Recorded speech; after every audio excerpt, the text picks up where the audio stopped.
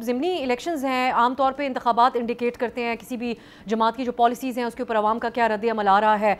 उसमें जो पीटीआई की स्ट्रेटजी रही, एक पार्शियल किस्म का बॉयकॉट किया, 2 सीटों से इलेक्शन लड़े, बाकी से नहीं, उसने कहीं ना कहीं ये मौका फराहम किया है नून लीग को इन ये बयानात देने का, जो कि वो कह रहे हैं कि ये तासुरात गलत हैं कि पीटीआई सबसे मकबूल जमात है, हमने अपनी कारकर्दगी से इसको गलत साबित किया। इसमें तो कोई दो राय नहीं कि पीटीआई की पॉलिसी के अंदर आपको कंफ्यूजन दिखाई दी। अगर आपने इलेक्शन लड़ना है तो आप सब हल्कों से लड़ें, अगर आपने नहीं लड़ना तो कहीं से फिर आप ना लड़ें। और उसमें ये चीज भी वाजे थी कि पहले यही कहा गया कि इमरान खान साहब ने जेल से पैगाम भेजा है कि किसी हल्के से इलेक्शन नहीं लड़ना, लेकिन बाद में बताया गया कि उमर अयूब साहब ने उनको कन्विंस कर लिया है और इसी तरीके से अमाद अजहर साहब ने अपने कजन को वहां से इलेक्शन लड़वा दिया। खुद वो असेंबली में नहीं आना चाहते थे, तो बिल्कुल दुरुस्त बात है कि एक कंफ्यूजन आपको नजर आई।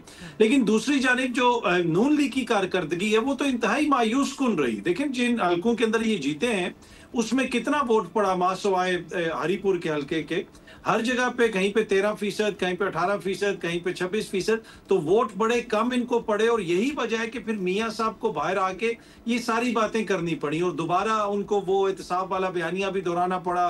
अपने साथ होने वाली ज्यादती की भी उन्होंने बात की, इमरान खान साहब का जिक्र किया।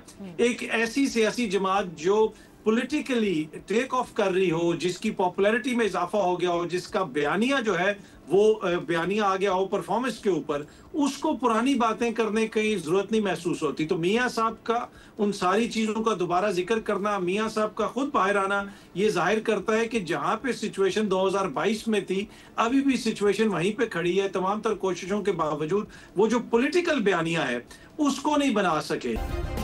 सब्सक्राइब करें और बेल दबाएं ताकि कोई खबर रह न जाए।